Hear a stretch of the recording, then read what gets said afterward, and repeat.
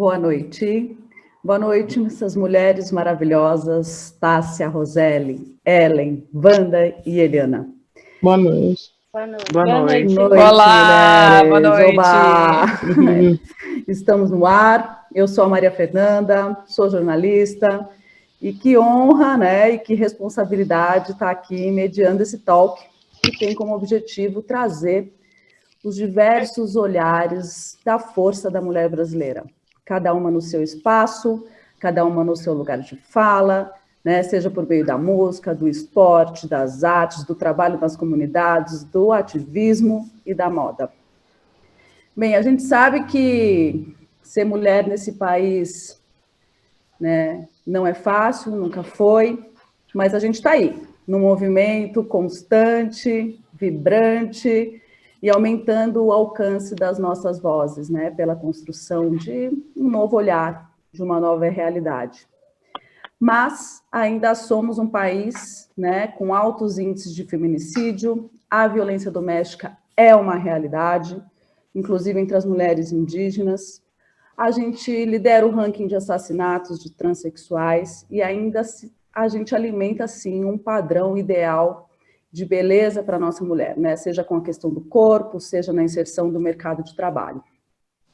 E o que a gente está fazendo aqui hoje é exatamente jogar luz em todos esses temas, cada uma na sua realidade, e que a ideia é a gente sair daqui muito inspirada, né? Tanto nós que estamos participando, quanto quem está assistindo a gente, né? Para continuar aí firme na caminhada.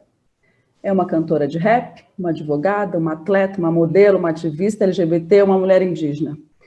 Então, o que a gente vai fazer aqui hoje é falar sobre o nosso direito de existência, nosso direito de ser quem a gente quiser, né, da maneira que a gente quiser. Então, a gente tem 1h30 de talk, e eu vou pedir para vocês se apresentarem, cada uma diga onde está, de onde está falando, né, o que pretende trazer aqui, né, para a gente conversar, e aí na volta a gente começa com as perguntas. Quem quer começar? É que eu começo? Vai lá. Vamos lá. Você não quer ir, Wanda? Pode começar. Pode ser? Pode ser. Tá bom. Tá bom.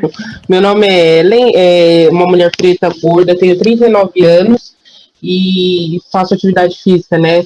Então eu tô ali na internet, eu jogo basquete desde os 9 anos de idade. Sempre fui uma criança gorda, e fui, né, uma adolescente, criança, adolescente e adulta gorda. E o que eu procuro sempre passar a mensagem de que pessoas gordas fazem atividade física, a gente tem esse direito de fazer atividade física e que a gente continua gordo e não tem problema nenhum, né? E também a questão de você ser uma mulher preta e gorda, né? A gordofobia está sempre ali junto com o racismo.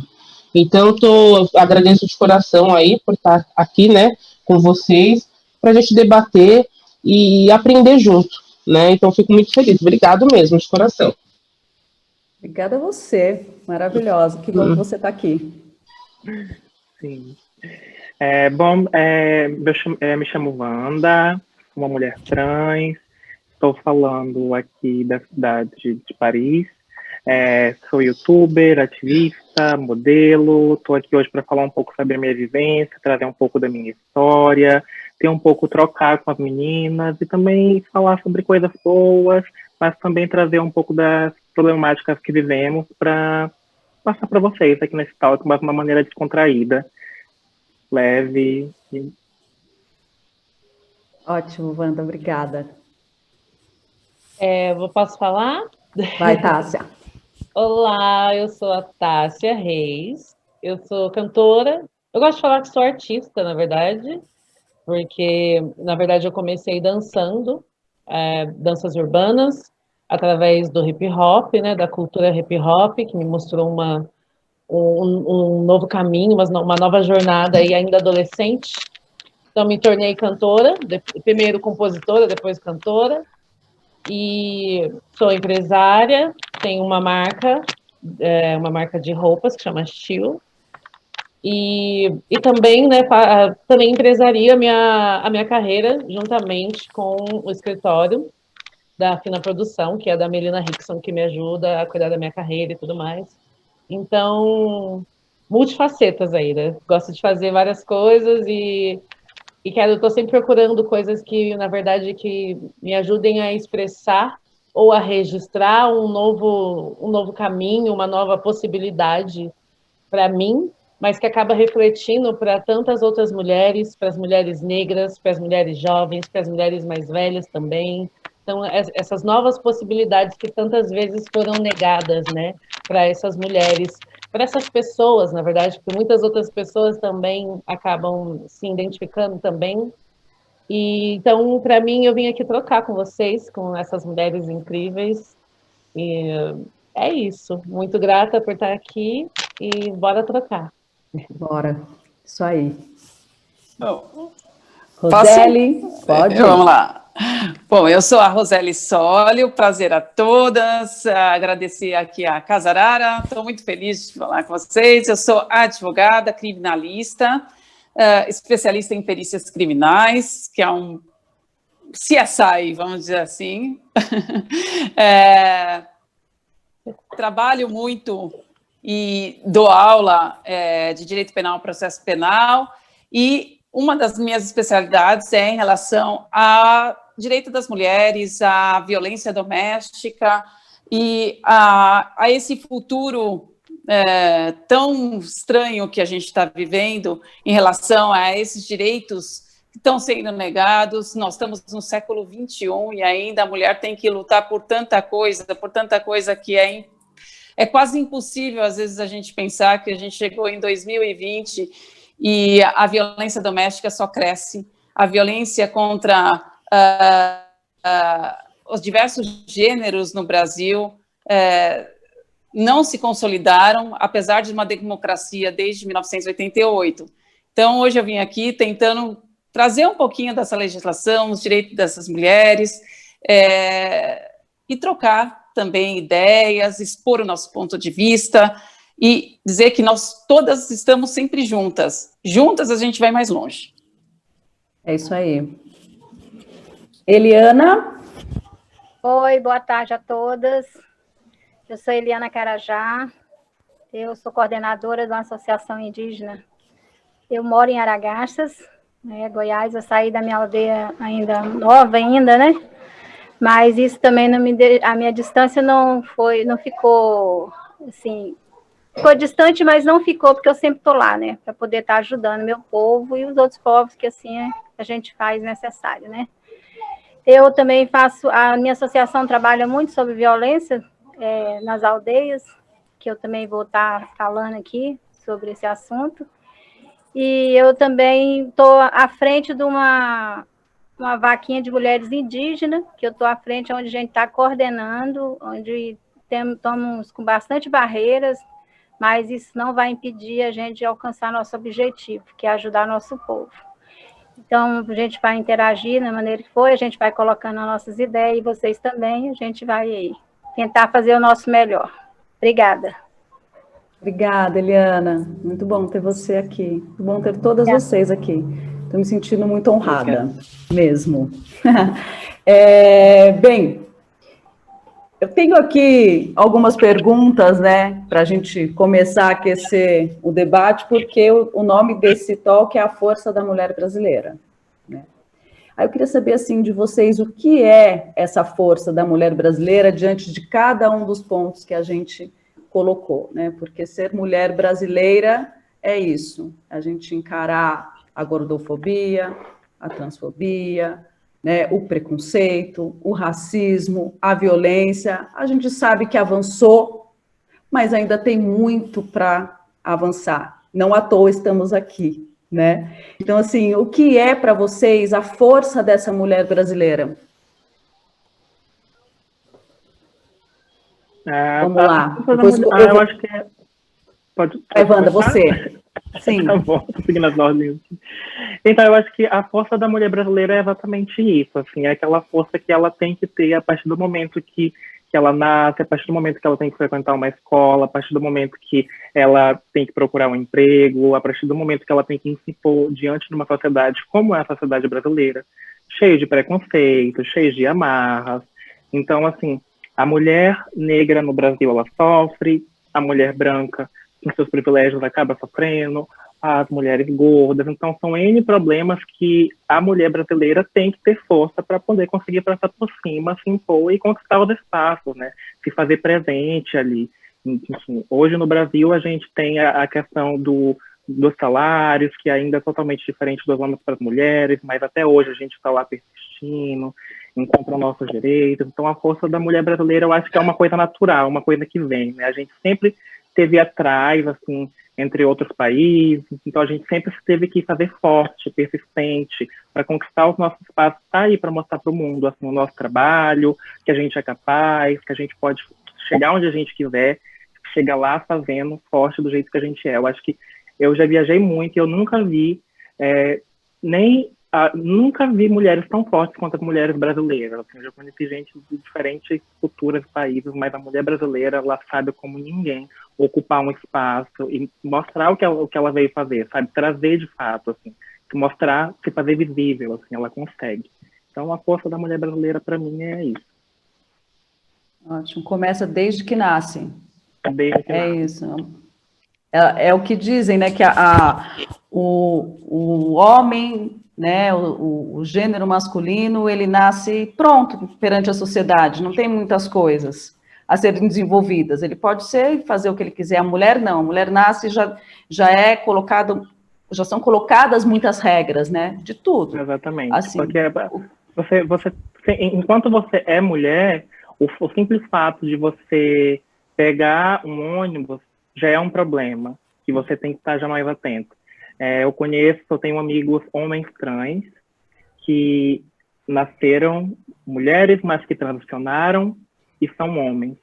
E o que eu ouço sempre deles hoje em dia, o que eu mais me sinto tranquila é de poder andar nas ruas, de ir no banco, de pegar um ônibus, pegar um metrô, saber que eu não vou me sentir com medo de sofrer alguma coisa, algum olhar, ou alguma, enfim, está sentindo todo o tempo com medo, amedrontada, assim, pelo simples fato de ser mulher. O feminino no Brasil, ele é ainda visto como inferior. O homem, ele está sempre ali querendo mostrar que ele é dono daquele espaço. Então, assim, a força da mulher brasileira, ela está assim, em todos os momentos. Assim, você sair de casa, enquanto mulher, você tem que mostrar essa força assim, todos os dias, assim, presente, né? Para não deixar que as pessoas passem por cima de você. obrigada, Wanda. Vou aproveitar aqui que a sequencinha... Isso, eu já ia seguir essa sequência também, então vamos lá. Legal.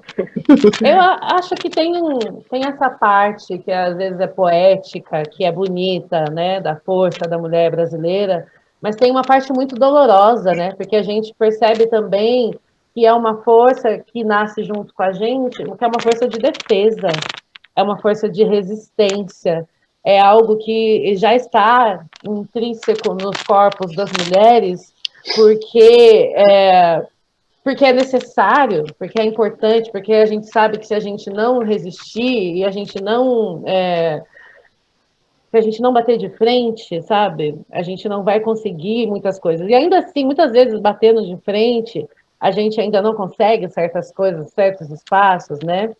Quando eu digo assim no corpo, não estou dizendo o corpo físico, né? Estou dizendo o corpo de defesa, né? O corpo de, enfim, de resistência, que sabe que precisa pegar o ônibus, como a Wanda falou, que sabe que precisa andar na rua à noite, que sabe que precisa ir atrás do trabalho, mesmo sabendo que muitas vezes vai dar com a cara na porta, ou então ainda que consiga aquele trabalho, receba menos que os homens, menos no caso das mulheres negras, imagino que das mulheres indígenas também, menos do que as pessoas brancas. Então, tipo, é muito doloroso também essa força, né? Porque ela vem disso, né? Algo que vem de muito tempo. Então, acho que a gente foi forjado nessa dor aqui no Brasil. Então, a gente acaba trazendo isso com a gente. Mas também acredito que tem alguma beleza, né, nessa força também, que acaba impulsionando e inspirando outras pessoas, outras mulheres, né, quando a gente vê alguma pessoa que a gente, sei lá, alguma outra mulher que a gente viu que conquistou algo, ou então simplesmente ela sendo plena, na plenitude dela, na construção das coisas que ela decidiu fazer, assim, isso nos inspira, né? Isso acho que também tem alguma beleza nisso, mas acho que tem muita dor nessa força. É verdade. Me fez lembrar agora, assim, na verdade, uma visão equivocada e que circula muito, né, da mulher guerreira, que é também uma coisa poética. Não é guerreira, é sobrecarregada, né? Sim. Não vem, olha, ela é tão guerreira, não, ela está sobrecarregada, está difícil ali, né? Mas também aparece como como um lado mais bonito da coisa, e talvez a gente também repensar isso, né? Do que é a nossa força. Legal. Total. Oteli. Bom, a força da mulher brasileira tem vários lados, como elas acabaram de colocar, né? A força da mulher brasileira vem muito pela resiliência dela, né? Em conquistar o seu espaço, em obter os seus direitos, porque naturalmente ela é vista como um objeto, né? A mulher brasileira, em muitos países, e vocês que vivem fora até podem dizer isso, a mulher brasileira é vista como um objeto, e ela não pode mais, em 2020, ser vista assim, né? A mulher brasileira, ela só foi conquistar o direito ao voto em 1964, né? A gente vem ocupando um espaço tão importante, e a força da mulher brasileira é tão grande, que hoje quase metade dos lares são chefiados por mulheres, ou seja, 43%, segundo o IPEA, dos lares brasileiros são chefiados por mulheres, que comandam uma casa, quando não tem uma jornada de trabalho de 2, 3, 4 jornadas durante o dia. Essa mulher brasileira busca uma força que muitas vezes ela não tem, contra o racismo, contra essa violência doméstica, contra o baixo salário, porque você é loira, porque você tem que provar o tempo inteiro que você é tão capacitado quanto o homem.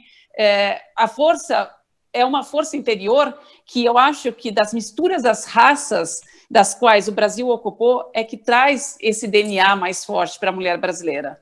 Diferente de uma mulher europeia, diferente de uma americana, por exemplo, onde a mulher já nasce com direitos mais ou menos estipulados, de igualdade. Por exemplo, na Noruega, as mulheres são as mulheres que paqueram os homens, não são os homens que paqueram as mulheres, né? Se hoje alguém fizer isso aqui, é a vagabunda, é a aparecida, porque ela quer conquistar um homem rico e etc. Isso na Europa é natural. Então, a mulher brasileira, ela busca essa força para o tempo inteiro ela ficar provando que ela é tão capacitada quanto o homem, quanto ela tem esse direito, mas, ao mesmo tempo, ela tem que ser resiliente, sustentar filhos, sustentar uma família, conquistar o seu espaço. É essa força da mulher brasileira que a diferencia de qualquer outra no mundo. Muito bem. Diz aí, Ellen, o que você acha? Não, a Eliana quer passar a fazer assim? Depois eu volto. Tá bom. Então, vamos lá. Eu acho que a força da mulher brasileira, né? A gente precisa ver qual mulher brasileira a gente está falando, né? A força da mulher brasileira, né? Então, quando a gente, assim, sim, a gente vive num mundo racista, né? Num mundo machista, aliás, né? Num país machista. Então, a mulher, a partir do momento que ela nasce, ela já vai ser, ela está sendo taxada ali que realmente o caminho dela vai ser diferente comparado ao homem, né? E aí a gente vê aqui, são várias mulheres, cada uma com a sua vivência, e aí eu preciso falar da mulher, eu vou falar da minha vivência, e eu observo tudo, né? A gente observa tudo no mundo, né? Então, eu como uma mulher preta, gorda, eu não tenho opção. Ou é força ou é força. Eu não posso fraquejar, né? Então é preciso a gente colocar, a gente vê que a gente tem várias intersecções, né? Nós somos mulheres plurais, só que em algum momento algumas vão fazer mais forças, outras não vão fazer nenhuma, outras vão fazer algumas, né? Alguma força. Mas, assim, todas nós, mulheres, sofremos uma pressão, né, desse mundo machista. Então, a gente precisa entender o quanto é importante a gente olhar e ver o quanto esse sistema, né, o quanto me fugiu a palavra, não é sistema, essa pressão mesmo, vai, né, que faz com que a gente não tem a opção, né? Então a mulher é hipersexualizada, a mulher brasileira, sim, ela é hipersexualizada, né? Porque você fala em mulher brasileira, o que vão pensar, né? A mulher brasileira, né? Ela é sexy, ela samba, né? Ela é guerreira, né? Em outras situações. Então é preciso nós, enquanto mulheres, olharmos, né? A gente observar e a gente se unir para que a gente enfrente isso, né? Porque se a gente não se unir, se a gente não olhar para o nosso lado e não se unir, não vai ter como para a gente enfrentar esse mundo que realmente é muito machista. A gente não tem opção. E aí, de acordo com a posição que você está na sociedade, você vai fazer mais força ou menos força em algum momento, né? Mas é preciso a gente estar junto, né? Porque a gente não tem essa opção. A mulher, ela já nasce invisibilizada, né? Inviabilizada e invisibilizada nesse mundo. É bem complicado. É bem complicado.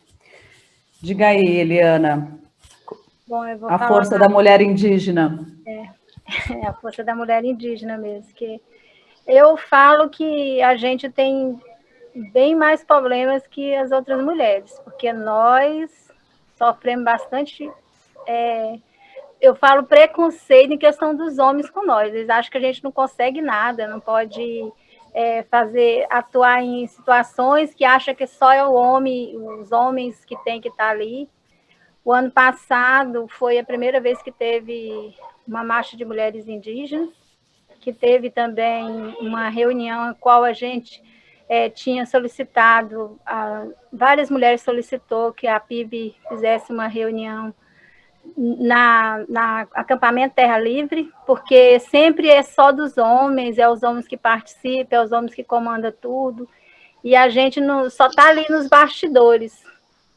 Então, várias mulheres começaram a se manifestar, a mostrar a cara a tapa, né? E mostrar que a gente também veio para participar junto com eles. A gente não quer tomar espaço deles, a gente quer participar junto com eles para ser parceiros. Eu falo que a situação nossa, nós mulheres indígenas, é bem complicada. Nós somos invisíveis até para o governo. Sofremos preconceito terrível por ser indígena. Imagina no Brasil, você participa de várias ações, você é vista como, o que é que veio fazer aqui? Não é o seu lugar. Eu já participei de várias instâncias, eu quero falar assim que eu sou mestiça, meu pai é negro e minha mãe é índia, então você já pode saber o que eu aguento por aí, né? São situações bem complicadas, a qual eu consigo preconceito, falo consigo porque é uma coisa que não deveria acontecer no meio dos indígenas e também no meio da sociedade não indígena. Então, você sofre dos dois lados, mas mesmo assim, eu não abaixo a cabeça, eu vou em frente. Quando a questão do preconceito, de as mulheres ser violentadas nas aldeias, eu enfrentei de homem para cima de mim, querer me bater, aí eu falar, bate que eu vou te denunciar. Porque nós, mulheres, temos que começar a tomar as nossas rédeas e mostrar que nós falamos por nós. E não são eles e outras pessoas que vai falar o que nós sentimos, o que nós queremos, e por isso a gente luta. Eu participo de movimento LGBT, participo de vários movimentos que eu estou sempre no movimento social, não indígena, para poder eu aprender bastante, para poder eu ensinar a minha comunidade que não sabe os direitos das mulheres indígenas. E nós precisamos lutar por ela. Então, por isso, eu sempre estou à frente de alguma atividade, porque a gente precisa mostrar a nossa cara para provar para todo mundo, até para os homens indígenas, que nós somos mulheres guerreiras e precisamos lutar até o fim. É isso. Obrigada, Eliana. Eliana citou a Marcha das Mulheres Indígenas, né? Aconteceu ano passado. em Brasília, em agosto, foi a primeira marcha das mulheres e foi, assim, simplesmente maravilhosa. Tinha 2.500 mulheres indígenas do Brasil inteiro marchando ali pela cidade. E aí a Helena falou, precisou ter a marcha para as mulheres provarem que atuar nos bastidores não é isso, né? Elas atuam na linha de frente já faz muito tempo. Sim. Mas precisou de uma marcha para mostrar ali para os homens indígenas que sem as mulheres também essa luta talvez não alcance até onde, né, não chegue até onde eles desejam alcançar. A Ellen falou bastante aqui eu anotei da força da mulher brasileira, mas que a força é diferente, né? A força que cada uma tem que empenhar ali no dia a dia é diferente para a mulher branca, da mulher negra, da mulher gorda, da mulher trans, né, da mulher indígena. Então, eu queria que a gente entrasse num debate um pouco, então, das pautas que estão aí invisibilizadas, inviabilizadas pelo próprio feminismo, né? Quando a Rosélia até fala da mulher, né, na Europa, a gente sabe que esse feminismo, as vertentes do feminismo, inclusive a vertente do feminismo, né, da mulher branca deixou muito tempo de lado, né, a questão do movimento negro, que também a gente sabe começou muito antes do que todos, né? Então, eu acho que falar um pouco sobre isso, porque assim é muito importante a gente se unir.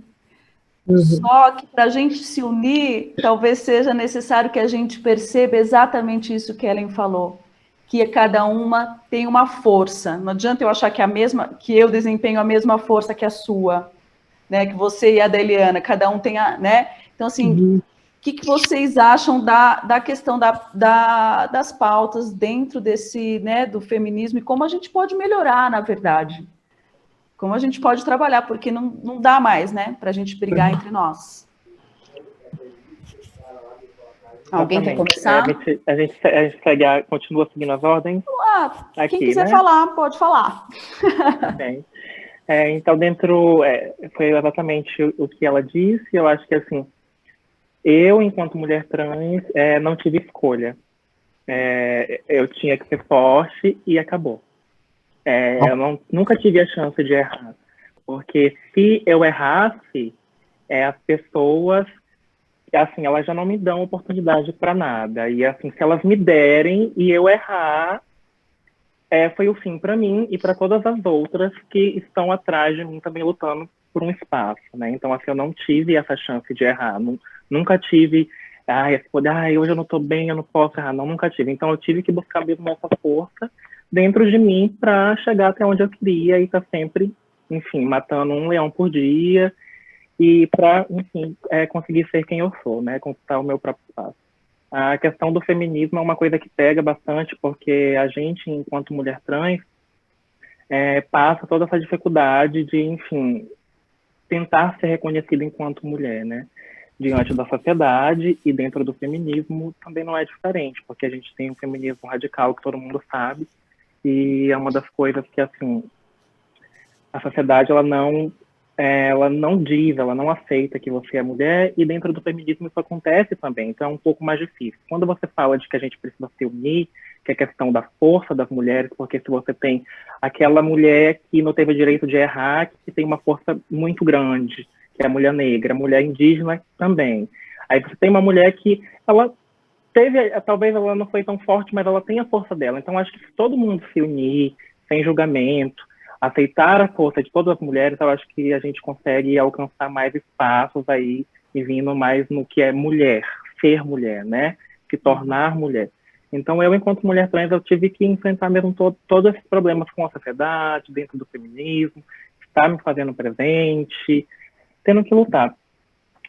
A questão no Brasil é uma questão muito, muito difícil, assim, porque a partir do momento que você precisa usar essa força, quando você precisa transicionar, por exemplo, você está na sua casa, você precisa transicionar, e o primeiro lugar que talvez poderia te dar alguma força, né, para te ajudar a chegar onde você quer, você acaba não tendo. Então, assim, você não tem a ajuda, ou enfim, você não entende essa força da sua própria família dentro de casa, no caso das pessoas trans, e aí você acaba não tendo da sociedade também. Então a gente acaba, mais uma vez, estando marginalizada nesse sentido. Então você não tem a força dentro do feminismo, muitas vezes, você não tem aquela força, aquele apoio da sociedade, você não tem aquele apoio da família, então você acaba indo para o mundo e, mais uma vez, se encontra naquele momento de, tipo, puta que pariu, eu não posso ter mais como errar. Eu, tipo, não tenho mais chance, eu tenho que, tipo, ser uma mulher forte, guerreira, pegar tudo isso que eu tenho e me fazer presente. Tipo, muitas problemáticas em diversas coisas, que é um problema que a gente sabe que tem no Brasil, que ela estava falando da questão da mulher europeia, que a gente também não pode comparar. Elas sempre tiveram acesso a tudo, então para elas é muito mais fácil ser mulher, sabe? Aqui na França, por exemplo, a gente... Uma das coisas que ela falou do Brasil, 43% dos lares são formados por mulheres, né? A minha família em si foi uma família que foi guiada, gerida por mulheres, sempre no comando, né? Mulheres solteiras, enfim, cuidando dos filhos, da família. E aqui na Europa a gente não tem isso, porque aqui a mulher é muito independente e a questão também do abandono paterno é diferente para isso. Assim, então, tipo, a mulher são coisas diferentes. A mulher brasileira ela é uma mulher que tem que estar fazendo presente ali. Eu, enquanto mulher trans, tive isso também. Então, saí da minha casa para poder conquistar um espaço, tá ali me fazendo presente de acordo com aquilo, mas não tendo o apoio da sociedade. Então, isso para mim foi mais difícil também. Vou pegar a rabeira, então, aqui da Wanda. E uma coisa que eu fiquei pensando também é sobre isso, né? Se a gente for parar para pensar, o que também... ai, meu Deus, fugiu aqui da minha cabeça agora. Esqueci o nome dela, a atleta de peso. Ellen. Não está escrito aqui, me perdi. Porque tá... Esse nome é maravilhoso, inclusive, atleta de peso. Por que será, ó? E como bem a Ellen colocou, que mulheres, né, estamos falando, realmente, assim, acho que se a gente for parar para pensar também no recorte que a Roseli colocou, né, de 46% das famílias... 43%. 43%. Então, muitas dessas mulheres são mulheres negras, né, que também não tiveram escolha. Tem que tomar essa frente e gerenciar essa família, assim como a Wanda também disse. Então, muitas das mulheres também, a maioria das mulheres que sofrem violência doméstica também são mulheres negras, né? As que também recebem menos. Então, e aí a lista começa a ficar um pouco grande, né, e tal. Então, é muito complicado. Eu acho que é muito interessante, importante, quando a gente fala de se unir, eu acho que talvez, no primeiro momento, fazer aquele exercício sobre você mesmo, né? Sobre os privilégios que você tem, né? Os privilégios que você acessa e, de alguma forma, fazer alguma mudança assim no seu dia a dia, porque às vezes a gente pensa que, claro, que é importante fazer, de repente, uma super movimentação e uma marcha e tudo mais, mas se você começa um movimento ali na sua vida, no seu dia a dia, né, um exercício de olhar com quantas mulheres você trabalha, com quantas mulheres trans, quantas mulheres indígenas estão na sua vida, né, nessa vivência, quantas mulheres pretas, acho que isso já muda, né, porque muitas vezes a gente também fica com uma desculpa, vamos dizer assim, que mas é que eu não conheço, não tenho amigas.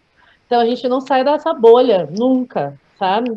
E eu acho que é um passo, eu não acho que é uma solução, né? Porque eu acho que tem muitas coisas para serem resolvidas aí dentro do movimento feminista, dentro da sociedade, né? Mas acredito que esse exercício ele é genuíno e ele pode ser muito importante, pode modificar a vida de algumas mulheres, né?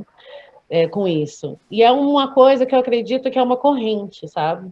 Que uma vez que você consegue, de repente, indicar uma mulher trans para um trabalho ou contratar uma mulher negra para um trabalhos dignos, né? Estou dizendo assim, não só os subempregos, que, mas a minha empregada é negra, tipo, não é disso que a gente está falando, sabe? Então, conseguir indicar uma mulher indígena para algum outro trabalho, enfim, pensando nessas coisas que estão próximas a gente, né? Coisas que às vezes chegam para a gente. Acho que isso pode fazer alguma diferença. Às vezes, talvez não seja, né, no movimento e tudo mais, mas é uma coisa que eu gosto de pensar e que eu gosto de fazer, assim, dentro das minhas possibilidades também, porque é isso. Às vezes a gente quer mudar o mundo, mas a gente precisa realmente começar mudando pela gente, né?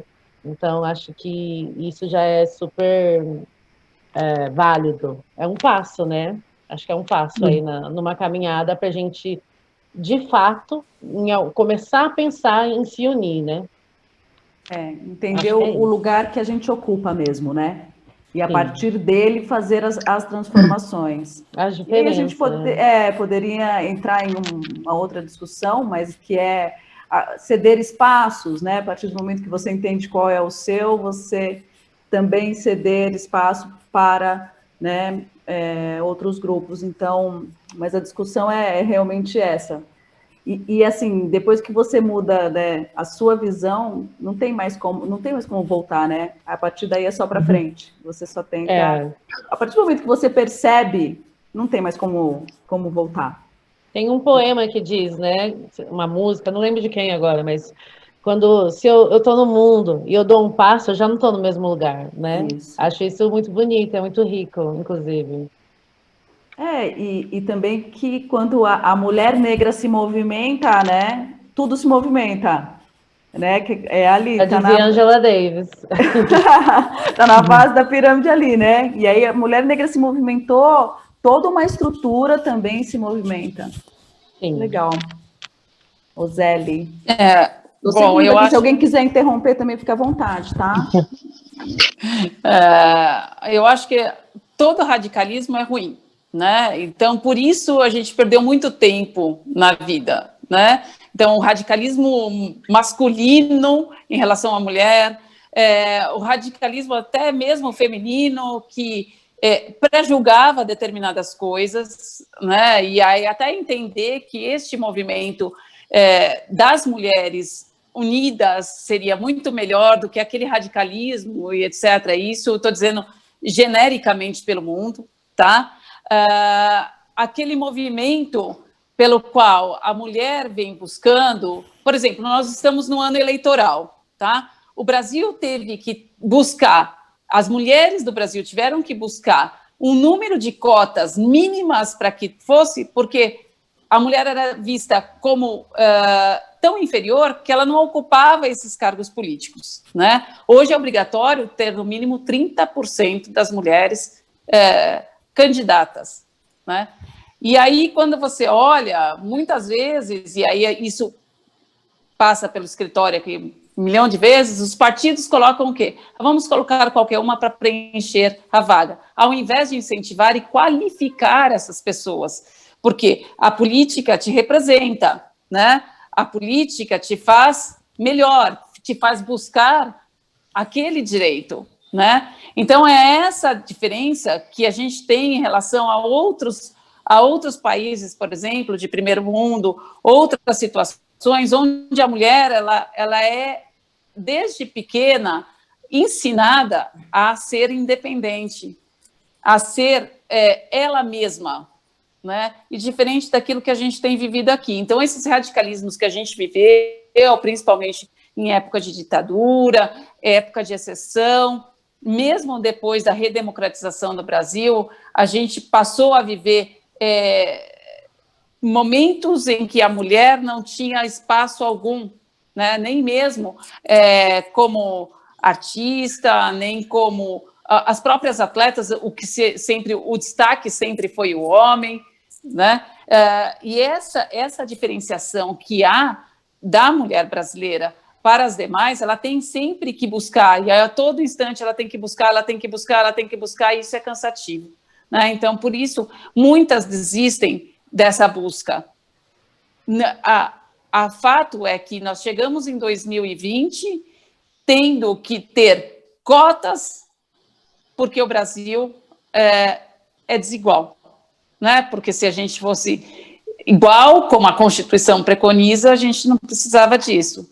Reconhecendo o valor de cada uma dessas pessoas, inclusive de nós mulheres, né? Eu vou falar um pouquinho aqui, por exemplo, quando era mais nova, hoje já mais madura, já não me importa, mas quando muito mais nova, era porque você é loira, então talvez você não seja uma boa advogada, porque você é jovem, porque você é mulher, porque você está no mundo masculino, que é o direito criminal. Então, assim, é uma barreira atrás de outra barreira. A gente não pode mais se permitir a essa situação. É buscar o seu direito. Ainda toda hora você tem que ir lá e reclamar, toda hora reclamar e mais reclamar, enfim. Esse espaço, talvez, daqui para frente, a gente tenha que conquistar, sim, unindo a mulher negra, a mulher trans, a mulher branca, a mulher pobre, a mulher de classe média e até mesmo a mais abastada.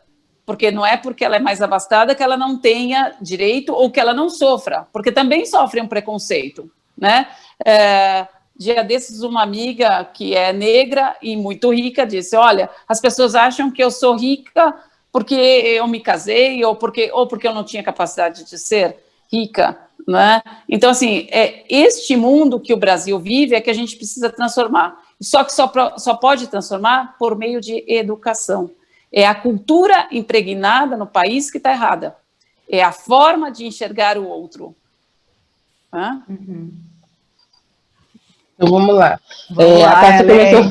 A Cássia começou falando privilégios, né? A gente precisa reconhecer privilégio. Gente, não dá mais. Não dá mais para ficar nesse mundo sem reconhecer privilégio. Quem não está reconhecendo privilégio, vamos se ligar. Porque o que acontece? Todas nós aqui, se a gente se unir, a gente vai gerar uma grande força, né? Mas a nossa sociedade, ela tem um padrão, né? Vamos lá.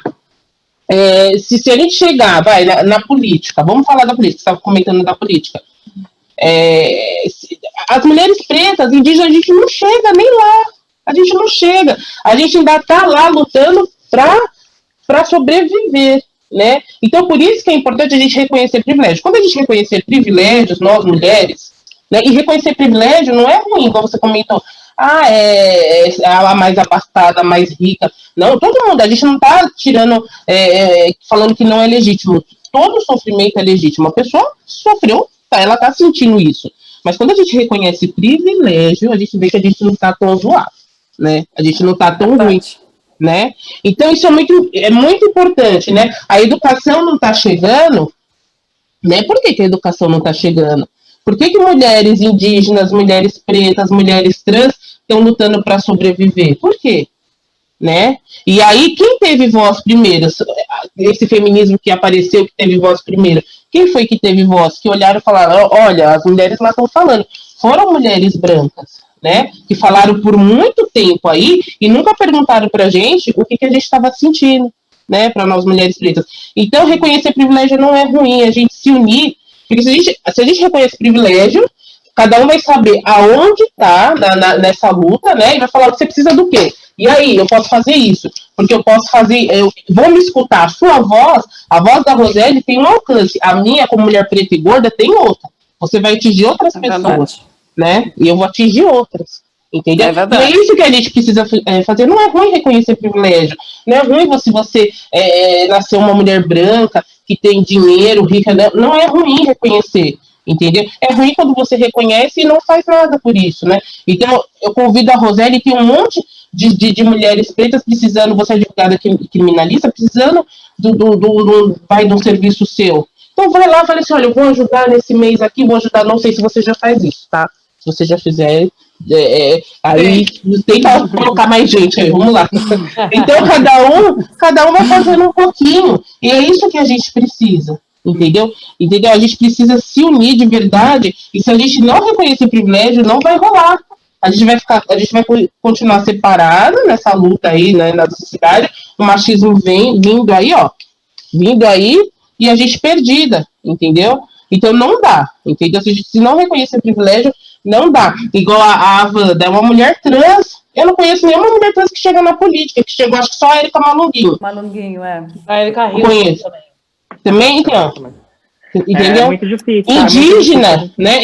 Então, vocês que estão chegando lá, puxa, né? Que é a mulher branca, né? Magra, cis que vai chegar lá primeiro. Então vai lá, disfarça, ó, tô indo na frente porque eu vou passar e eu vou trazer o bonde, entendeu? Eu vou trazer um pessoal aí, entendeu? E é isso que a gente precisa, entendeu? Pra gente se unir e chegar junto com o pé na porta, porque senão não vai dar. Se chegar lá no topo e olhar pra frente e ver lá o negócio tá acontecendo e não fizer nada, entendeu? Não vai rolar. Então, enquanto houver desigualdade, infelizmente vai ficar assim. E o radicalismo que a Roseli falou, radicalismo é ruim, mas ele é necessário às vezes. Porque a gente só é radical quando alguém foi muito oprimido. Só tem radicalismo quando alguém é muito oprimido. Entendeu? Então ele é necessário. Então vamos se unir. Eu preciso da Wanda, eu preciso da Roseli, eu preciso da Tássia, e eu preciso da Eliana, eu preciso da Maria Fernanda. A gente não vai chegar, é como se fosse peças, sabe? Peças do jogo, entendeu? E cada uma tem o seu valor. Então, e o mundo vai ter sempre um padrão, tá tendo, né? A gente tem que lutar para destruir isso, entendeu? E quando a gente fala só isso que eu queria deixar claro, quando fala de reconhecer privilégio, eu também tenho meus privilégios, entendeu? Porque se é uma mana preta, gorda e trans, eu tô na frente dela, entendeu? Todo mundo em algum momento vai ter um privilégio, entendeu? Então vamos reconhecer, vamos pegar a mão uma da outra e vamos que vamos, entendeu? Vamos, que a gente precisa uma da outra. São as camadas, né? Sim, a gente precisa. São as camadas, entender as camadas aí do próprio feminismo e do próprio privilégio. Sim. Né? Sem reconhecimento do privilégio, a gente vai continuar com essa história de a minha empregada é negra, eu dou oportunidade. Não é disso mais que a gente está falando, não é? Não dá, isso daí já tem então, gente que fala isso, né? Então mas ainda a minha mãe, minha empregada é negra, eu dou até comida para ela na hora do almoço. Pois é um debate que nem deveria existir, a gente já deveria estar muito à frente, muito à frente. E ainda tem muito isso, né? E se for falar da mulher indígena ainda, que resistência maior que essa, a Eliana tá falando com a gente aqui, a gente tem que aprender com ela, entendeu? Porque as mulheres indígenas, ninguém fala delas. Ninguém fala da mulher indígena. A gente não vê mulher indígena. Por quê? Por que a gente não vê? Por que ninguém dá espaço para a mulher indígena? A gente tem que aproveitar esse momento, escutar o que ela tá falando, ver o que ela precisa e a gente ir lá e ajudar. Entendeu? Não dá pra gente ficar olhando, ver que pronto, desligou o notebook e tchau, beleza, eu vou continuar minha vida. Não dá. Entendeu? Fala, Eliana, por que a gente não enxerga a mulher indígena? Por que essa invisibilidade? Inclusive, nós duas estávamos conversando há poucos dias. Eu conheço a Eliana já faz um tempinho, porque eu fiz um trabalho com ela, inclusive sobre a Lei Maria da Penha, né, Eliana? Por que a Lei Maria da Penha não funciona para a mulher indígena? Então, eu fui até o povo da Eliana, conversei com as mulheres, e esses dias ela estava me contando uma história da filha dela, que também sofria violência, conseguiu romper com esse ciclo de violência, e a Eliana acompanhou tudo, e ela usou exatamente essa palavra. Nós mulheres indígenas, somos muito invisibilizadas, a gente está invisível para a sociedade. A gente já tem a Joênia, né, o Apixana, que chegou, que é a primeira deputada federal indígena, mas... Isso. Mas, né, Eliana, ainda tem muito. Diz que como é que você se sente? Muito ainda que alcançar, né? Eu agradeço a fala da Ellen, Ellen, né? Ter falado sobre a gente, que realmente a gente é invisível para a sociedade. Nós lutamos e falamos em vários locais, mas é igual ela falou, desligou, acabou, ninguém lembra mais de nós. A gente tem que estar, de vez em quando, aparecendo, tentando, pedindo ajuda, socorro, porque, igual eu falei da questão da violência contra minha filha, igual você citou, e ela confiou no Ministério Público, mas, infelizmente, o ex-marido dela saiu como se ela tivesse agredido ele, né? Então, hoje em dia, nós, mulheres indígenas, nós somos invisíveis, realmente, principalmente para a questão pública, a questão de Ministério Público. Várias mulheres, igual você mesmo esteve na aldeia, relataram sobre as situações graves que acontecem lá dentro da comunidade, que não pode chegar na Lei Maria da Penha, os homens não são presos, mulheres são violentadas coletivamente, mulheres são assassinadas, são estupradas assim, com várias pessoas, diferentes pessoas, que você nem sabe quem é, embebedam essas mulheres e aproveitam. Então, quando a gente chega a denunciar, porque quando um homem não indígena casa com uma mulher indígena, parece que a gente tem que apanhar, ficar calada, porque não pode estar denunciando, porque você vê que a sociedade brasileira não está nem aí se você apanha, se você morre, o que acontece com você. Você é indígena, não está nem aí para a sua vida. A gente fala na questão da Covid também, foi a mesma coisa. Todo mundo estava levantando questão sobre o hospital de campanha e nós, indígenas, foi simplesmente vetado a possibilidade de nós conseguirmos esse direito. Até quando a gente morre, se a gente está na cidade, a gente perde a nossa identidade. Que é isso? Aonde que nós estamos? Isso é grave para nós mulheres, para os homens também, que a coisa mais importante para nós é a nossa identidade. A gente luta, briga pelos direitos nossos o tempo inteiro e na hora que a gente morre não é reconhecido como indígena. O governo tira essa identidade nossa. Por quê? Eu faço a pergunta para vocês, principalmente para a advogada aí, né, criminalista que está aí, que possa nos dar uma luz, né? Por que o tempo todo nós indígenas somos invisíveis para a sociedade, para tudo. Nós não conseguimos mostrar que a gente tem direito. A gente vota, pagamos nossos impostos, apesar que as pessoas falam que nós recebemos um dinheiro do governo. Eu queria saber onde está esse dinheiro que eu estou precisando, e né, hoje nunca achei esse dinheiro. Então, é muito complicado as pessoas não conhecer o que é o indígena de verdade, saber da dificuldade que ele passa, o que ele passa, e falar coisas que parecem história, são lendas, que não existem para nós. Se nós não trabalhar, não fazer alguma coisa, eu mesma fui empregada doméstica durante 10 anos. Se eu recebesse dinheiro do governo, eu ia ser doméstica? Eu não. E é igual ela falou, o único trabalho que oferece para a gente é de doméstica. Acha que a gente tem que ficar lá. Mas se você conseguir chegar igual a minha filha, essa que foi espancada, ela estudou escola pública, cursou a federal, né? E ela se formou em médica. Não pode, você não consegue. E eu lutei, mas meu marido até o final para sustentar ela. Mesmo que é uma federal, você necessita sustentar essa pessoa. E é muito complicado. Por que para nós indígenas, é difícil você conseguir uma bolsa de estudo? A gente tem que lutar muito. Parece que a gente tem que ficar mendigando aquele direito que é de todos nós. Não só de indígena, mas de negro, trans, né? Todo mundo, nós temos direito. A gente paga nossos impostos. Mas eles falam que não, que a terra é deles, tudo é deles. Engraçado que quando chegaram, nós já estávamos aqui. A gente não pegou terra de ninguém. E assim mesmo, hoje a gente tem que mendigar um pedaço de terra. E é complicado. Então, são vários temas que eu terminei inserindo, assim, tudo de uma vez, mas que é para a gente pensar que direito nós temos, como a gente chega nesse direito tão importante para todos nós, e que, infelizmente, os povos indígenas são invisíveis para esses direitos. A gente sempre tem que estar lutando, sempre tem que estar falando, mas até quando a gente tem que estar falando? O resto da nossa vida.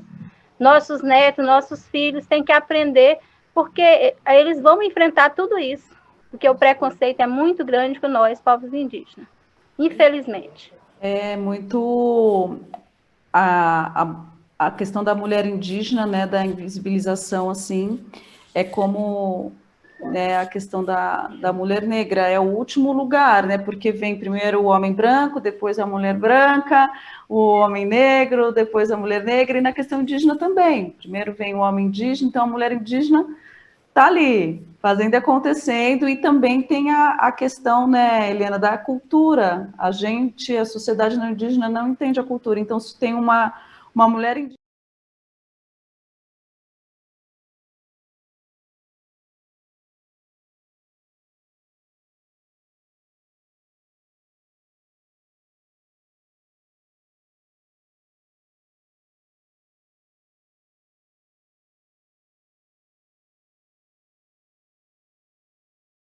Somar forças, pode Quem quer falar? Posso Claro, só com certeza. até pouco tempo, tá? A legislação brasileira via o índio chamado como silvícola, né? Então, sequer era tratado como pessoa, né? Era um ser à parte e há pouquíssimo tempo, tá? Por isso essa invisibilidade, porque desde a conquista dos portugueses aqui no Brasil, tá? É que vem dessa cultura de que o índio não seria, entre aspas, isso, tá? Ser humano. Ele era visto como um objeto, como qualquer outra coisa, como um ser à parte, tá?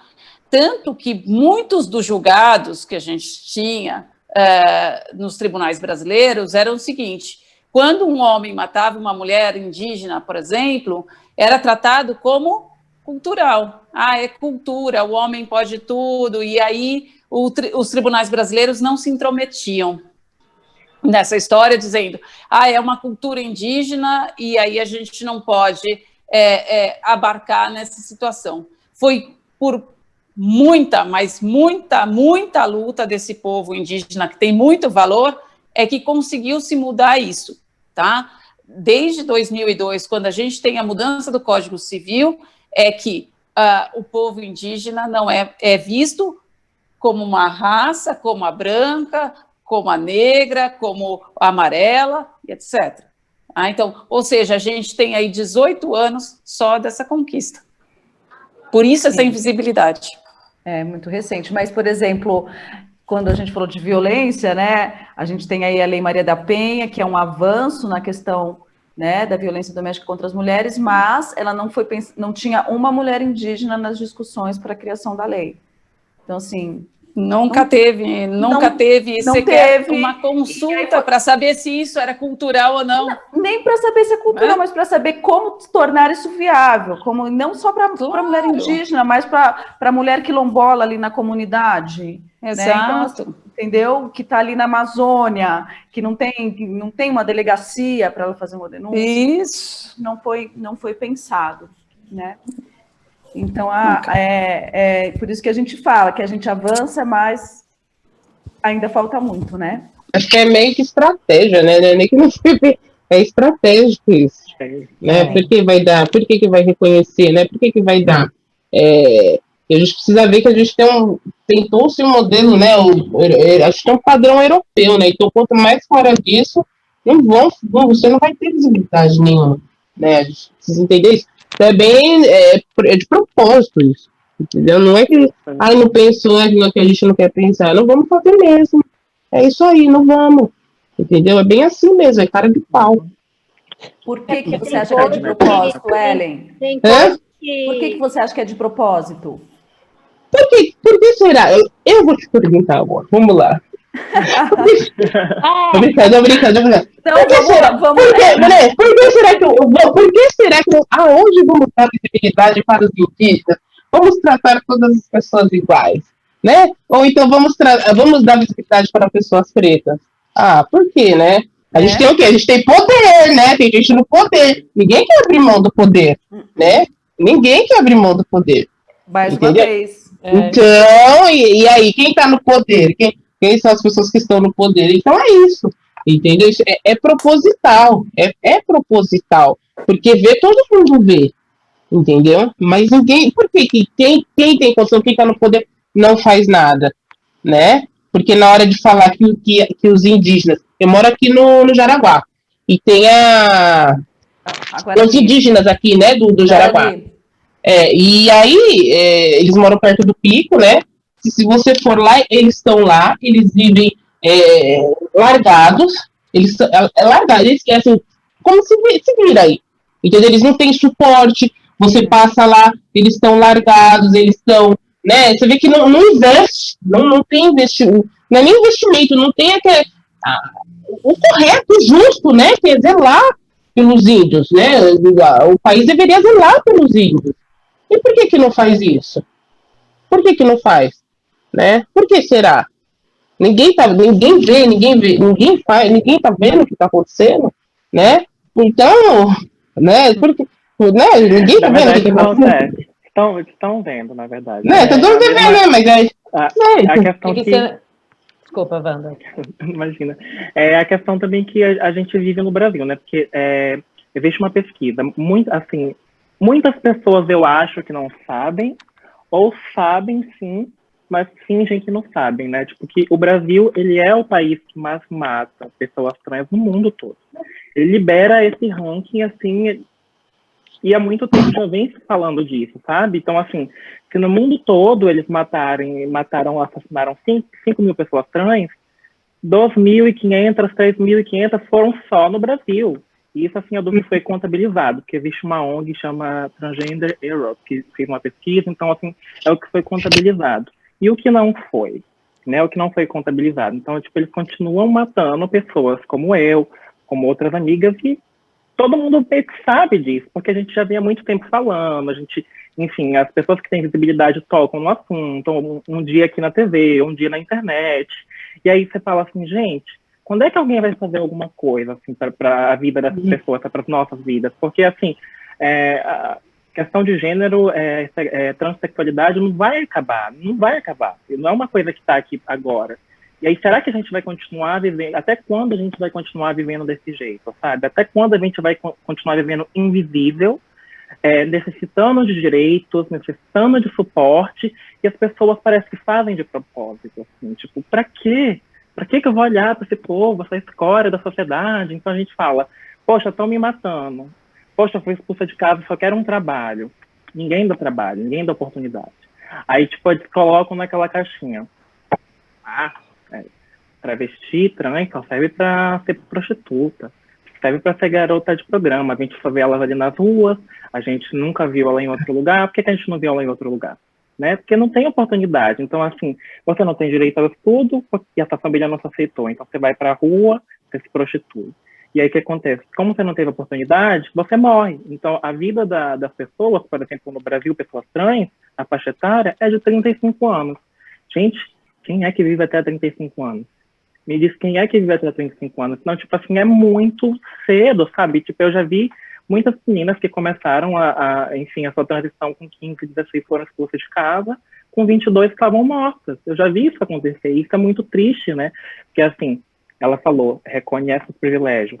Enfim, eu, diante de toda a minha luta, de toda a minha garra, de ter saído do Norte, de ter vindo até São Paulo, de ter conseguido fazer minha faculdade e tudo mais, eu reconheço meus privilégios, em contas com muita luta, né? Enfim, tendo feito fiéis, tendo trabalhado, tendo um pouquinho o apoio da família ou não, mas eu vi muita coisa diante de mim, assim, passar na minha frente, tipo, muitas vidas sendo levadas e ninguém fazendo nada para isso, sabe? Então, às vezes, assim, as pessoas falam movimento, né? Coisas na internet. É legal você estar ali na internet. É muito lindo, é muito bonito, é um close, é um like, é legal, eu gosto de trans. Fechou aqui, acabou? E aí? Você não dá um emprego, né? Você não é amiga dessa pessoa, né? Você não tem esse controle. Eu conversei com um amigo meu e aí ele me levou na casa para apresentar o irmão que pediu para me conhecer. Aí o irmão me disse, você é a primeira pessoa trans que eu conheço em toda a minha vida, normalmente 40 anos.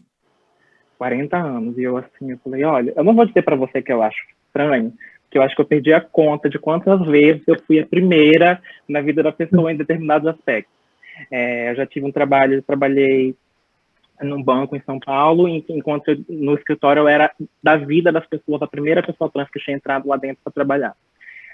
Quantas vezes eu fui, enfim, a primeira mulher trans devido aos caras, enfim, da minha vida. Quantas vezes eu fui a primeira mulher trans que a pessoa teve contato, conheceu, trabalhou, viu.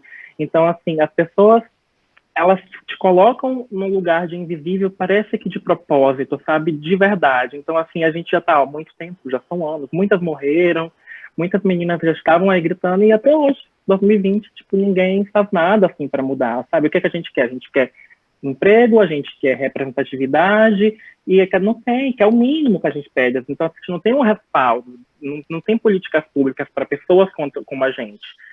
Alguém falou há pouco sobre cota, cota tipo em universidade, né? Que eu acho que agora é o que a gente está começando a querer pedir para que tenham cotas, porque a desigualdade é tão grande que se a gente não tem cota, a gente não consegue inserir essas pessoas no mercado de trabalho, a gente não consegue trazer essas pessoas para ter uma vida na sociedade, para construir família, para viver, né? Então, assim, eu acho que o que a gente está fazendo hoje aqui, a gente está falando um pouco da história de cada uma, mas eu acho que essa troca está sendo muito importante para as pessoas entenderem o tão iguais as mulheres são, mas o quão distante a realidade de cada uma é, sabe? É muito assim, você para pra pensar, poxa, eu nunca parei pra pensar nisso. Mas é muito distante. Então, assim, a gente parar para pensar um pouco, tentar se colocar no lugar do próximo, fazer a nossa parte, unir as nossas forças, porque o que a gente precisa agora realmente é uma da outra, sabe? São muitos problemas. Tinha um meme, acho que eu vi na internet, que era uma foto de uma pessoa negra e um índio, que eles se abraçavam, que estava acontecendo todos aqueles protestos do Black Lives Matter, eles se abraçavam e falavam, isso dói, né? Eu sei como é. Que parece assim que, sabe, você ouve uma coisa, tipo, é tão distante a realidade, mas ao mesmo tempo é tão próximo, que parece que dói em você, sabe, quando uma coisa, tipo, acontece, assim. Então, eu acho que o que a gente está fazendo é isso aqui, a gente está trocando, né, pessoas que têm mais informação, a gente tem uma advogada que tem mais informação, pessoas com quem a gente pode ajudar, a gente tem uma cantora, uma mulher incrível, que tem uma visibilidade maior, uma mulher indígena, que sempre foi também, enfim, não teve voz, né, não teve fala, as pessoas sempre colocando lugar para isso agora, né, para falar um pouco e trazer e fazer com que as pessoas conheçam essas histórias e quem sabe a partir daqui não possam cada um fazer a sua parte para mudar a realidade dessas pessoas que estão aí do outro lado da tela assistindo a gente, né? Estamos vivas, precisamos de ajuda, somos pessoas como qualquer outra. Então, assim, é isso. Tássia, você quer falar, né? Eu ia falar, eu vou falar. Fala lá, isso, fala. Fala, Tássia. Não, acho que tudo muito importante tudo que Wanda disse. Desculpa ter te interrompido aquela hora, que dá o calor do momento, né? A gente quer acrescentar alguma coisa. E o que a Ellen falou do projeto, acho que eu queria falar um pouquinho do projeto, que a gente pensa no sistema, né? O projeto, né? Se a gente parar para pensar, existe uma grande fortuna brasileira que está na mão de quantos por cento? 2% da população? Então, se a gente for pensar lá nas 13 capitanias, quando chegaram aqui, ainda aqui no Brasil, que ainda não era Brasil, Veracruz, não lembro muito bem, preciso refrescar a memória. Foram divididos, né, o país em pedaços, e aí parece que o 1% continua sendo essas famílias, né? É muito louco. Então, existe uma concentração de dinheiro muito grande na mão de pouquíssimas pessoas e muitas outras pessoas com pouco, com quase nada, com nada, com quase nada, enfim, ou com pouco, às vezes com um pouquinho mais, mas enfim. Então, quando a gente pensa no projeto, né, aqui eu posso estar falando besteira aqui, me desculpa já vou pedir de antemão aqui, Eliana, mas eu imagino que o projeto imagina se a gente a gente não, né, o governo, as pessoas com dinheiro, der visibilidade para os povos indígenas, e que estavam aqui antes de todos nós, né? E vão reclamar suas terras. Como é que vai ficar o agronegócio, né? O Pantanal não está queimando por acaso, né? Não caiu um fósforo lá e do nada. Uma pedra não chocou na outra e começou o fogo naturalmente, não é mesmo? Então, projetos, né? Porque se todos os povos indígenas, né, se tivesse visibilidade para poder requerer a sua terra por direito, alguns negócios iam cair, né? Assim como se as pessoas pretas, lá no início, né, na Lei Áurea, que deveria ter acontecido para libertar, mas só aprisionou as pessoas num outro modelo de opressão, as pessoas pretas. Se lá atrás, né, tivessem tido algum respaldo, né, porque simplesmente milhões de pessoas negras ficaram aqui no Brasil sem trabalho, sem um pedaço de terra, e quando o pouco trabalho que tinha na época era um trabalho que já era escravo ainda, porque você morava na casa, e aí para você pagar a sua moradia você trabalhava. Então, tipo, para mim isso ainda também é trabalho escravo. Então, né, o que gerou as comunidades, o que gerou as favelas, os espaços sem saneamento básico, a falta de saúde, a superlotação dos centros, né, das metrópoles, enfim, uma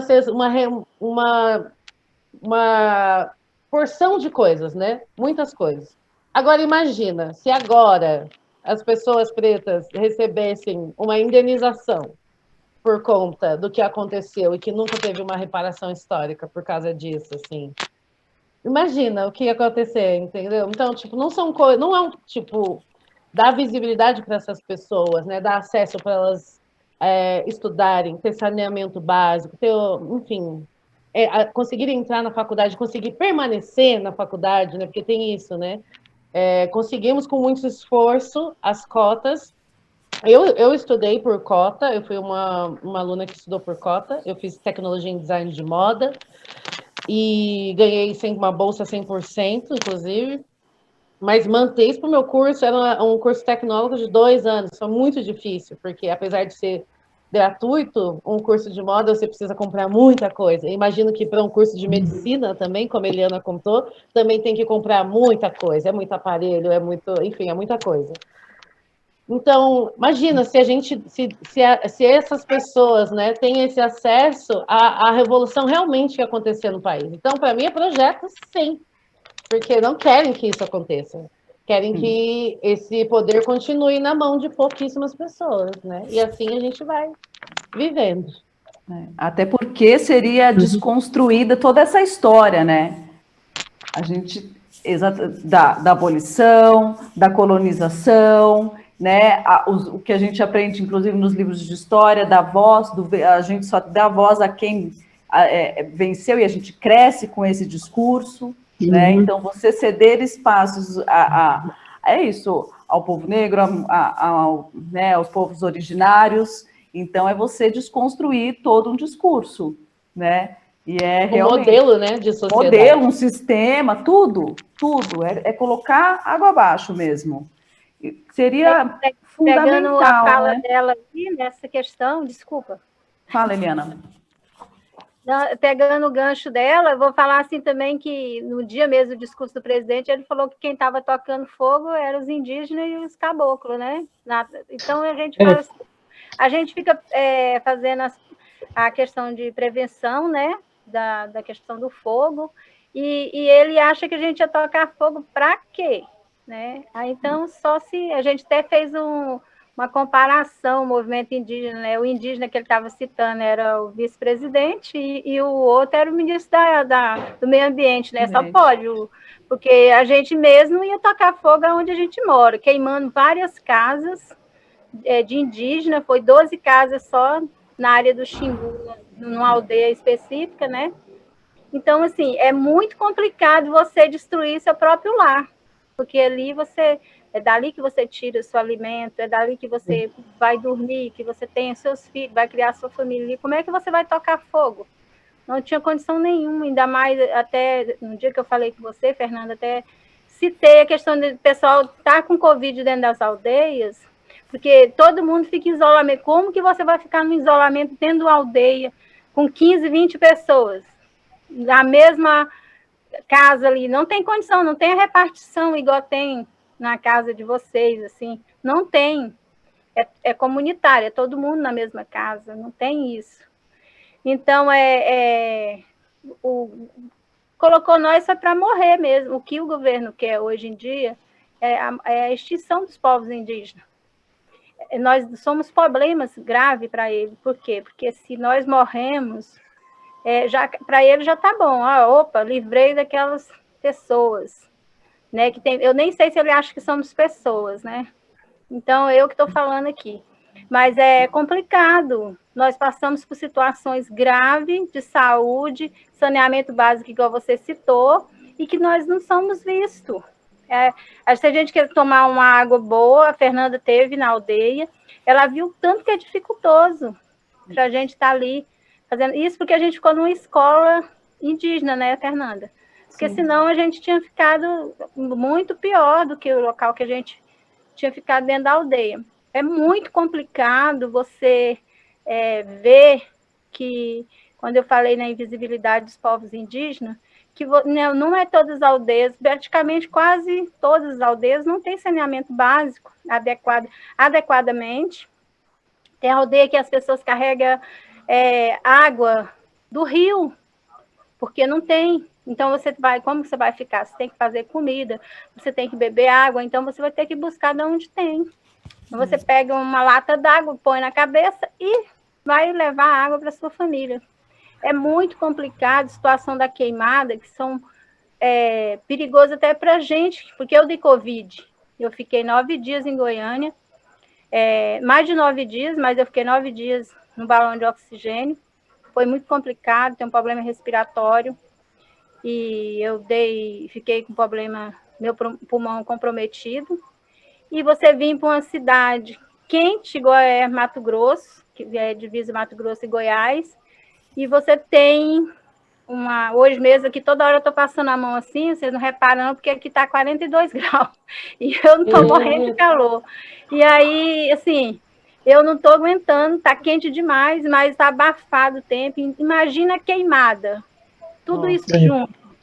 É muito complicado para a gente, então a situação que a gente vive, eu gostaria que algumas pessoas fossem para a aldeia e convivessem só para ver como que é a situação dentro de uma aldeia, para elas ver o outro lado. Muitas pessoas falam, criticam do jeito de nós se vestir, do jeito de nós se comportar, né?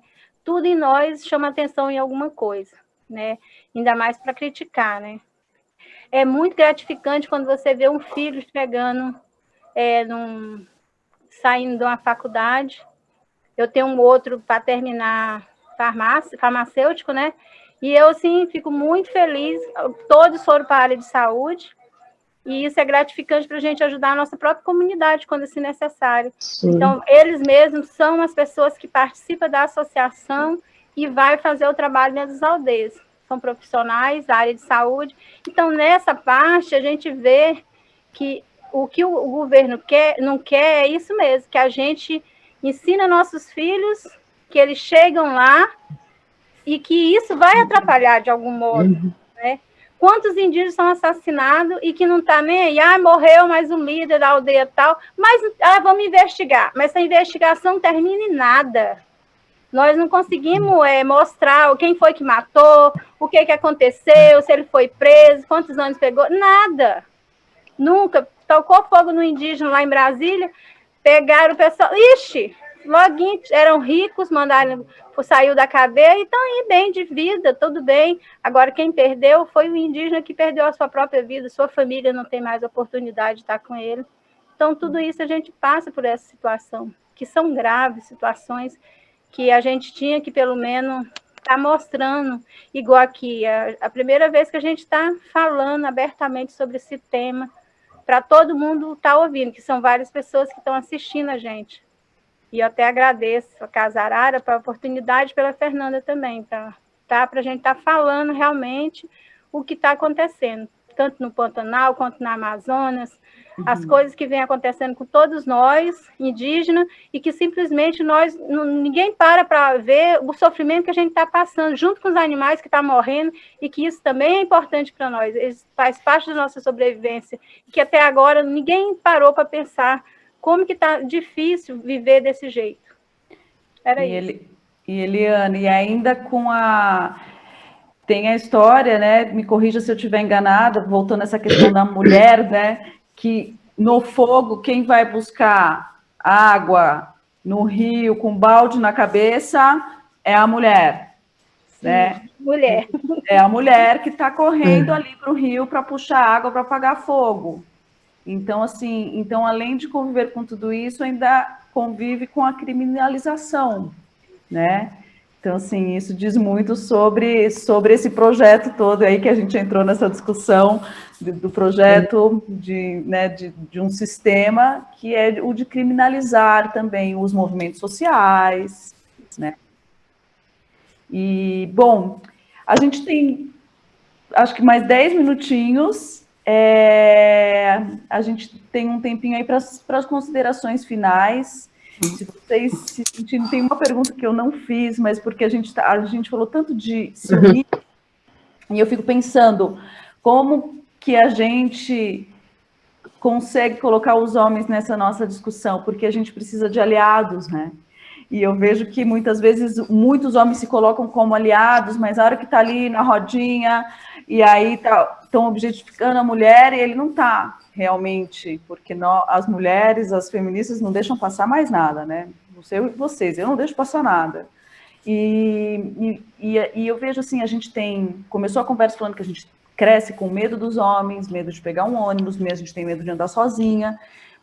Então, assim, como que a gente faz, se vocês conseguirem colocar um pouco isso nas considerações de vocês, para trazer mais aliados, inclusive, né, os homens, para a gente...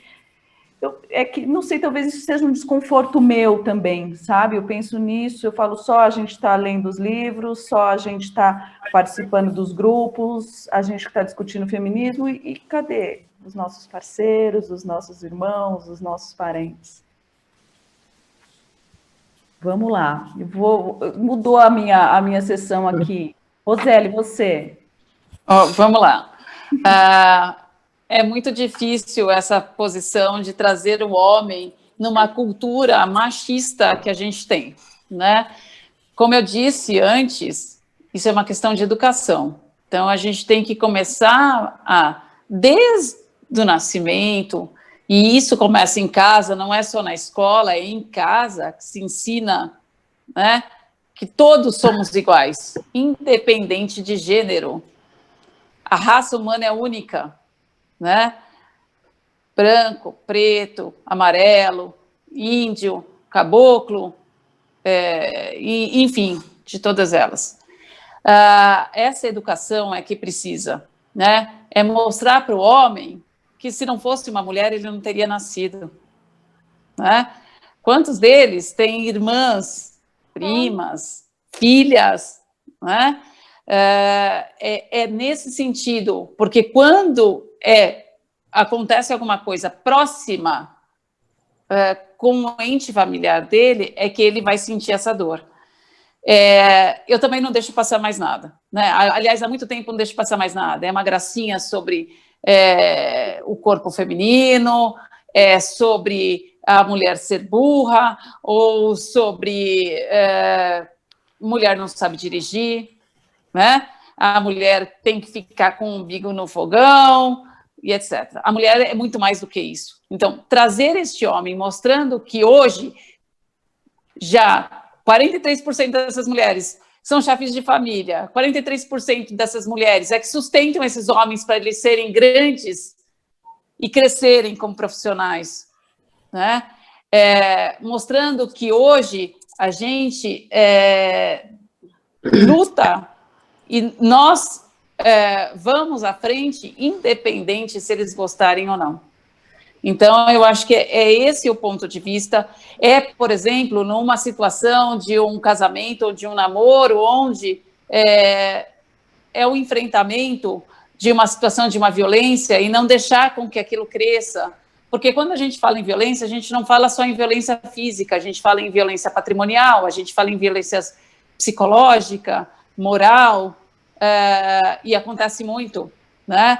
Acontece de um homem trazer uma relação muito difícil para aquela situação e deixar aquela mulher oprimida, ensinar este homem desde pequeno de que numa relação tem que haver amor e não opressão. É nesse sentido, e ir buscar, não ter vergonha de buscar seu direito. Acontecer um problema, vai buscar numa delegacia. Acontecer um problema, vai buscar um advogado ou vai buscar o Ministério Público. Muitas mulheres se escondem atrás de uma vergonha, dizendo, eu vou ser taxada como aquela que apanhou, aquela que é vista como submissa. Nada disso. Ensinar e mostrar que a mulher é tão valiosa quanto o homem na sociedade. E que ela tem esse direito, sim, e que ninguém tem domínio sobre o corpo dela, nem sobre a mente dela, nem que vai responder sobre isso. É nesse sentido. Acho que fica essa contribuição. Obrigada, Roseli. Vou pedir só para a gente ser um pouquinho mais breve, porque nosso tempo está bem no finzinho. Vamos lá. Wanda. Então, eu acho que é isso, essa troca foi o que ela falou, né? A gente tem que mostrar o valor da mulher, né? A origem do mundo, ela vem da mulher. Então, assim, a mulher ela é um ser mais forte que a gente tem aí, a gente teve quem sempre nos ensinou, quem sempre nos mostrou o que era vida, o que era amor, o que era certo, o que era errado, o caminho, quem nos ensinou que desistir não era o caminho, que não é possível desistir. Sempre foram as mulheres, né? Nossas mães, nossas avós, que sempre estiveram ao nosso lado, nos guiando. Então, assim, isso mostra o quanto a mulher ela é importante, quanto a mulher é valiosa dentro de uma sociedade, né? Então, o que a gente tem que fazer é valorizar, o que a gente tem que fazer é cuidar disso, né? A gente tem que preservar tudo isso, porque sem as mulheres, a sociedade não é ninguém, né? Então, assim, respeitar o próximo, amar um o outro, entender as diferenças e saber que a gente está aqui para viver e fazer o melhor um para o outro. Nós sabemos distinguir o que é certo e o que é errado. Isso está nas nossas mãos.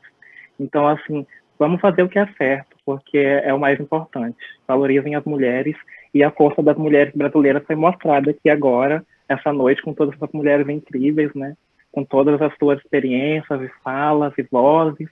Então, também já agradecendo aqui, mostrando isso. Eliana? Eu queria falar que nessa questão da queimada aí, os homens, eles estão atuando, né? Em conjunto, ajudando, né? E eu acho que agora eles começaram a ver que também pode trabalhar junto conosco, e a gente começou, igual você falou na questão da Marcha das Mulheres, esse ano a gente está mais em casa e trabalhando com parceria junto com eles, né? A gente tem as dificuldades, tem igual não indígena também está tendo, de briga, espancamento, mas a gente está caminhando junto, mostrando que também nós somos parceiras deles e que nós vamos trabalhar junto. Quero agradecer a todos vocês, espero que a gente possa ver em outra oportunidade, né? Vou deixar, tem pouco tempo, vou deixar para minhas colegas também se despedirem e dar a palavra final aí para elas também. Obrigada, boa noite a todos. Obrigada, Eliana. Tássia? Bom, eu acho que enquanto pensando, né, em trazer os homens para as discussões, eu acho que eles precisam falar entre eles primeiro, resolver um pouco essa masculinidade tóxica que existe, assim, conversar um pouco lá entre eles, sabe? E da gente, eu acho que como trazer, eu acho que é mais por educação mesmo, né? Pelas crianças, ensinar, de repente, ali, desde o começo, um outro futuro e tudo mais. Confesso que, assim, eu não estou aqui para ficar dando palestra para boy, não. Não, estou um pouco cansada. Acho que, assim, meus amigos, meus familiares, eu converso, eu conto coisas, eu conto dados, informações, graças a todos os orixás, a Deus e todo mundo. Os meus pais são pessoas incríveis que estão sempre abertos a conversar, entendem a questão do feminismo, assim, tem algumas coisinhas ou outras por conta de tempo, mas entender a questão de gênero, por conta também das minhas amigas, enfim. Então, acho que tem essa conversa também, né? É muito importante, assim. Mas eu falo eu tô falando aqui com os meus e falo na música, né? Acho que é isso. Ali nas músicas, muitas vezes, algumas pessoas também, alguns caras, vêm e falam, putz, eu não entendia isso, você falando na música me passou uma visão que ampliou um pouco a minha mente, assim. E aí, tipo, não acho que é uma coisa que vai salvar ninguém, entendeu? Mas é uma informação que às vezes não chega, porque às vezes ele tem vergonha de perguntar, porque tem isso também, né? Às vezes os caras não têm essa vergonha de vir tirar alguma dúvida, alguma coisa assim. Então, meus amigos homens e meus familiares, assim, estão abertos para poder falar comigo sobre isso, mas eu também já não fico mais comprando também briga na internet, essas coisas assim, sabe? Se quiser fazer a piada sem graça, faz, tipo, porque às vezes, porque é isso também, a nossa saúde mental é importante, né? Às vezes é meia hora que você está ali gastando numa conversa que você podia, sei lá, tá fazendo alguma coisa interessante. Não sei, essa é a minha visão, né? Maravilhoso, mas também tem a música, né, cumprindo o papel. Tem né? ali também, né? Não, nunca vou negar uma informação para alguém que quiser trocar comigo, se eu a tiver, porque eu também não sou dona da verdade absoluta de nada. Mas acho que tem isso, assim, confesso que para a minha saúde, ainda mais sendo uma pessoa pública, às vezes eu prefiro não falar, então eu fico na minha um pouco. E queria aproveitar já aqui para agradecer, né? Agradecer a todas vocês, a conversa, a rica troca. Gostaria que tivesse sido ao vivo, para a gente poder se Sem encontrar. dúvida. Espero que todas se cuidem dentro do possível, né? E que fiquem fortes aí para a gente poder passar por essa pandemia, né? Que ainda não acabou, mas vai acabar em breve. Obrigada, Obrigada. querida. Obrigada. E só um complemento, né? Também muitas amigas falam de não estou aqui para educar o boy, não é mais um trabalho não remunerado que a gente vai assumir na nossa vida, né? Mais uma coisa nas costas. Mais uma coisa, exato. É verdade. Vai, Ellen, você. Então, vamos lá. Eu tenho 2 filhos, tenho 3 filhos, né? Uma menina e 2 meninos. Então, eu acho que a educação, né? Eu sempre estou atualizando meus filhos e minha filha. Eu gostaria de falar para eles que somos todos iguais, mas eu falo logo a verdade. Olha, a sua irmã vai enfrentar isso, isso, isso. Vocês que são meninos, é assim, assim, assim. Então, se posicionem, né? Não, eu falo, não sejam bananas. E homem banana e homem banana amassada, hein? Vocês não sejam bananas, entendeu? Se posicionem, filha. É isso. Eu atualizo aqui dentro na minha realidade, na minha vivência, meus filhos, né?